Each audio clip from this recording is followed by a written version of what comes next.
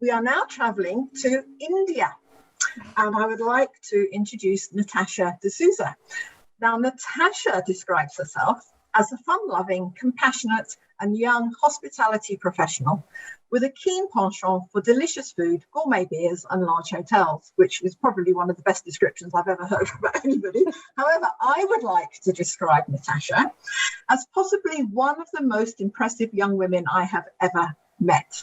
And she won't say this about herself, so I'm saying it for her. So to introduce her professional journey, at the age of just 21, she was the youngest restaurant manager in India, where she worked for the prestigious Taj Group of hotels. Her next milestone was to move to the planning of prestigious events and large-scale conferences for some major Indian companies. Currently, she is in charge of organising weddings within the Accor group of hotels. Now, I just want to pause here and say, when I say organising weddings, I'm not talking about hiring the local village hall or inviting a few friends and hiring a karaoke machine and a part-time DJ. We are talking Indian weddings.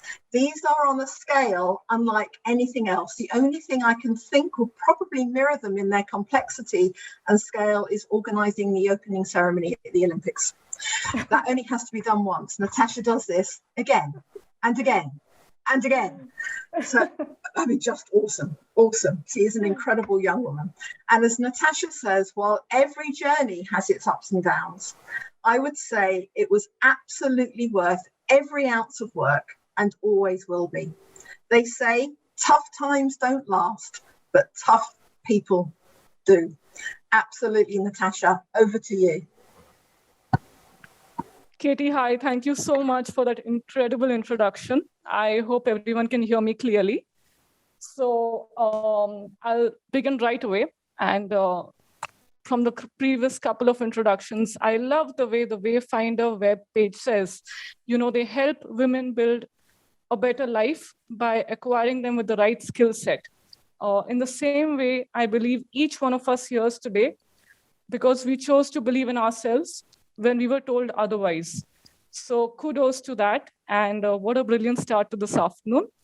For me, I think empowerment is something that comes when you have a right to say no, when you're obligated to say a yes. It's also the freedom to choose what you want to do against a preconceived notion of what you're supposed to do.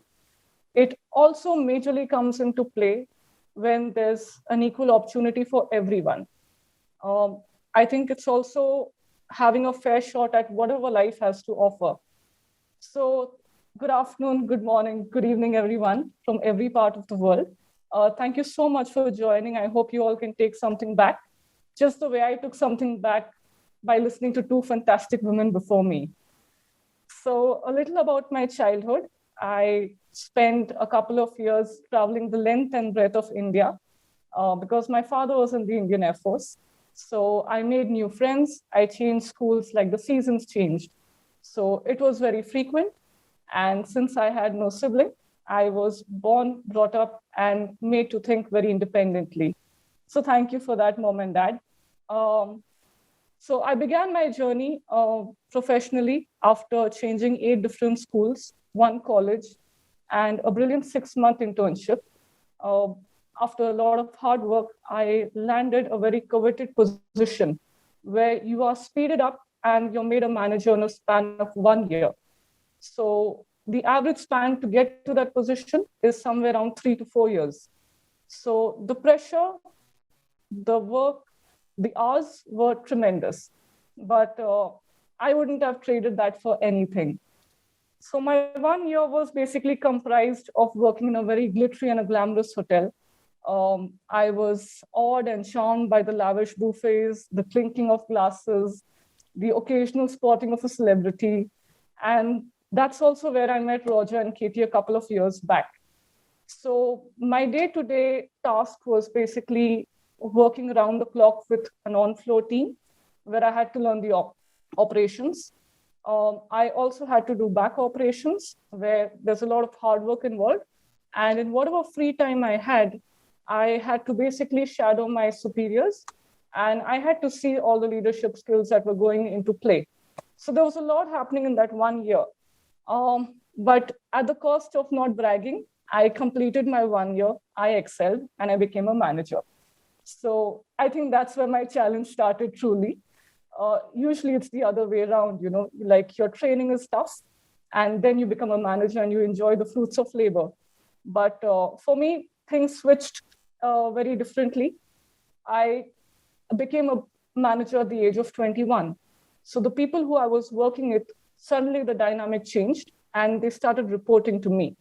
I clearly remember my first job or my first task was to head a department of 30 people. And this department worked round the clock. So I had to basically do a lot of back-end work. And the team was very dynamic. There were a lot of cultural differences. Everybody got something to the table. So people were as young as me at the age of 20, 21, or as old as my father at the age of 50 or 55. Dad, I'm really sorry for disclosing your age here. But yeah, so I think the challenge was really, when the dynamic changed, I could sense, body language is something that can always divulge something that you're not able to say. So I could always face a resistance in the team when people were hesitant to come and ask me if they could leave early from work or if they could go and they could take a paid leave. There was always a lot of resistance and slight irritation. And really, being a 21-year-old, how much ever confident you at the back of your mind, you are scared. You are nervous as well. So I remember every day I would go to work and I didn't know from which angle something was going to be boomeranged at me. So for me, when I raised that to my superior, he very calmly sat me down and he said that, Natasha, you're here for a reason. So buckle up, put in the hard work, and knowledge is power. He said, the more you know, the more you grasp, the more people will respect you. He said, get down into the smallest of details, question why. So I remember as a manager, you're supposed to take a lot of briefings. And these briefings demand a lot of attention, care, small details. So every day after work, I would sit back, I would plan my briefing, the notes, budgets, figures, tasks, follow-ups. I think every single day I put in a lot of effort. And, to be very honest, the challenge didn't stop. People's resistance didn't decline, but it lessened. So bit by bit, day by day, I think that's why they say knowledge is power. That when you know your information, when you know a lot that's going on around you, I think you're able to somewhat change the dynamic in the team. So that's how things went. Also, being the only female manager, I had a wonderful team of colleagues who were much senior to me. Each of them used to push me forward, and there was always a little bit of, you had to fit in with them. Because with guys, it's like they're having fun and, there are these jokes, and sometimes you don't get the jokes.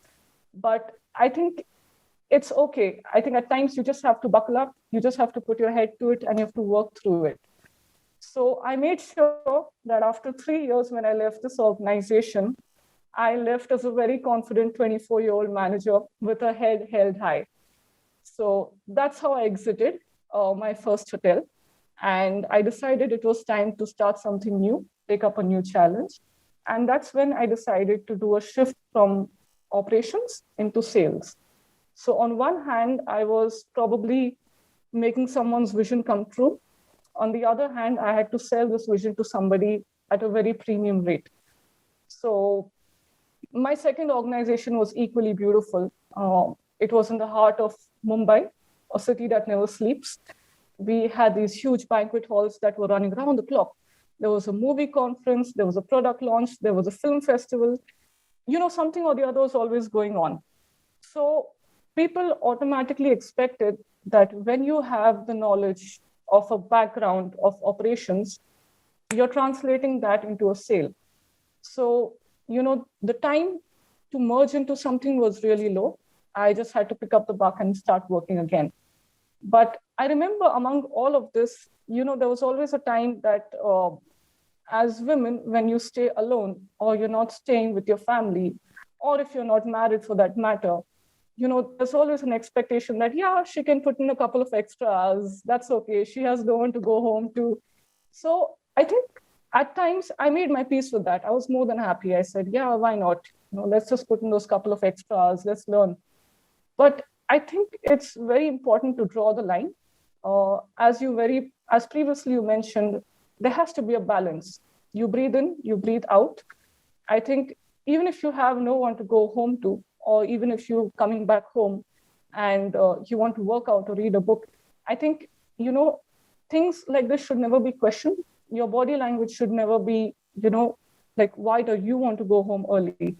So I think for me, it was always the things that were unsaid were more of a challenge. A lot of preconceived notions. And I greatly believe that, when you eliminate preconceived notions, when there's an equal chance for everybody, for both the genders, that's when you truly grow. That's when you actually realize that, yes, there's more to everything rather than just saying that she's supposed to do that and he's supposed to do this. So that's how I started believing in myself. And that's how I try to break the barrier every single day, and one barrier at a time. So, and also, I like these days, I see women choosing it all. I see women in my field being a general manager, being a sales leader, being analysts, being network engineers. And it's beautiful because it gives you the belief that someday and some point of time, you will see women slowly changing the dynamic for everything across the world.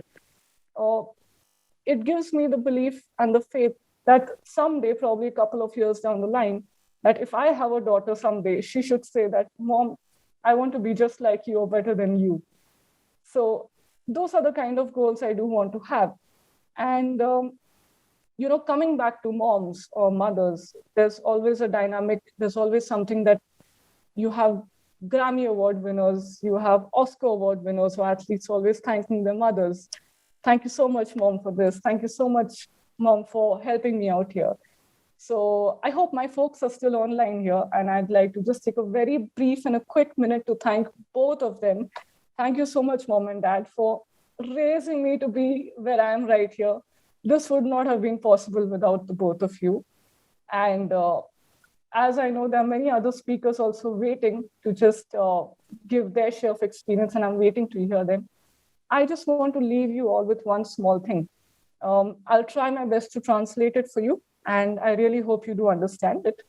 So in India, you call a son a beta. You call a daughter a beti. I'll repeat it again.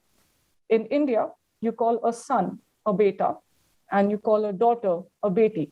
So people say that you can always call your daughter a beta, but you can never call your son a beti. So I hope, you all tried to, it was a pleasure speaking on this platform. And I know that now since all of us have connected, there's definitely going to be some more sharing happening as well. But thank you so much for giving me this platform to speak on and be a part of it. Happy Women's Day to all of you. I think there should not be just one day where we get to celebrate this. I think it should be every single day where you believe in yourself. And like I said, when you go forward, you should make it a point to take someone else forward along with you. Thank you. Thank you, Natasha. That was absolutely wonderful, and what a lovely tribute to your parents. And I can remember when Roger and I first met you in Mumbai, I looked at you and I thought, if I had a daughter, that's who I would want her to be.